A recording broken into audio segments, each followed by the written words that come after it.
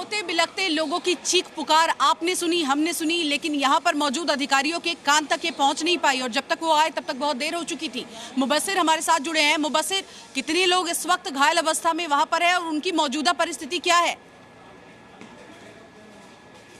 बिल्कुल शिवांगी, देखिए LNJP hospital में तकरीबन 16 से 17 लोग हैं जो टोटली यहाँ पर मेजर जिनको इंजरी हुई है वो लोग अभी एडमिट हैं।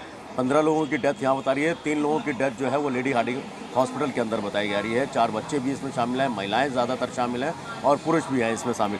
लेकिन सबसे बड़ा सवाल, जिस तरीके से अगर मैं थोड़ा सा सिनेरियो अगर स्टेशन का समझा रहा हूँ, नाइट में स्टेशन मैनेजर होता है, स्टेशन मैनेजर के अंडर में पूरी टीम होती है, उसके बाद पूरा सिक्योरिटी आरपीएफ का अमला होता है और सारी चीज़ जो होती है मॉनिटरिंग के लिए सीसीटीवी कैमरास जो लगे हैं उनकी मॉनिटरिंग का वार रूम एक तरीके से होता है। उसके बावजूद भी जब आपको पता है, और महज शिवांगी आप समझिए कि हर एक्सप्रेस ट्रेन में 2 से 3 मैक्सिमम 3 डिब्बे होते हैं जो जर्नल कोच के होते हैं, यानी अगर 72 सीट का एक डिब्बा होता है और अगर इसी को हम देखा जाए तो 2 ट्रेनों के अंदर 400 सीटों के लिए 1500 टिकट बेच देना, आप किस तरीके से जायज करा सकते हैं इसको? नाम अजीत है साहब, राजस्थान करौली से। आप यहीं पर थे जब ये हादसा? हाँ, हादसा हुआ यहीं पे थे। क्या देखा आपने यहाँ पर? यहाँ पे ये देखा कि पूरी गाड़ी खचाखच भरी हुई थी और व्यवस्थाएं ठीक नहीं थी, पब्लिक ज़्यादा थी, गाड़ी कम थी। 12 नंबर की गाड़ी 16 नंबर पे तुरंत बोली तो उल्टी सीधी पब्लिक हुई, तो उस भगदड़ में बच्चे, आदमी, बूढ़े कई मरे। और ये कितने देर तक चलता रहा अनाउंसमेंट? बार बार की प्लेटफॉर्म बदला जा रहा है? प्लेस तुरंत बदला, गाड़ी लगाने से पहले 2-4 मिनट ही अनाउंसमेंट हुआ बस। पहले होता तो पब्लिक पहले ही मैनेज हो जाती ना। आरपीएफ कहाँ थी? आरपीएफ कम थी, 10-20 बंदे ही थे बस। कितने लोगों को आपने यहाँ पर फंसा हुआ देखा? कम से कम हजारों की संख्या में, पुल बिल्कुल जाम थे, ऊपर निकलने को पैर रखने कोई जगह नहीं थे। 15 से 20 तो बंदे, कम से कम बच्चे दब गए होंगे नीचे, और बुढ़े जवान बहुतों की मौत बहुत हो गई हैं। अभी सही आंकड़ा पता नहीं है, कम से कम 40-50 बंदे की। यहाँ पर ये बताइए, जब ये पूरी घटना हुई कितने देर के बाद यहाँ पर जो अधिकारी हैं, जो पुलिस है, जो सुरक्षा कर्मी, कितने देर बाद पहुंचे? कम से कम 1-1.5 घंटे बाद में पहुंचे।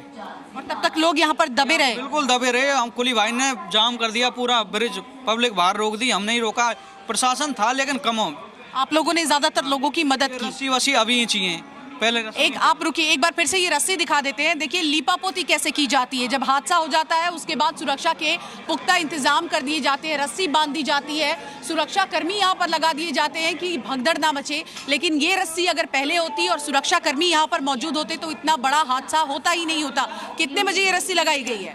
रस्सी 10-11 बजे बाद में लगाई है, भगदड़ के बाद में। भगदड़ के टाइम यहाँ पर जो लोग बेहोश थे उसमें कितने लोग आपको लगा कि उनकी जान जा चुकी है? कम से कम 15-20 बंदे, उनकी जान तो तुरंत ही चली गई। आपने आंखों के सामने देखा। और पुलिस ने उसके बाद क्या अनाउंसमेंट की, क्या कहा दोबारा जब यहाँ से भीड़ को हटाना था? भीड़ को हटाना था, यही क्या गाड़ी रद्द कर दी गई, जबकि गाड़ी गई यहाँ से रद्द। मुझे एक बात बताइए, आप कुली हैं, यहाँ पर हमेशा मौजूद रहते हैं, इसी ट्रेन को पकड़ने के लिए रोज कितनी संख्या में लोग आते हैं और उससे कितनी ज्यादा लोग यहाँ मौजूद हैं?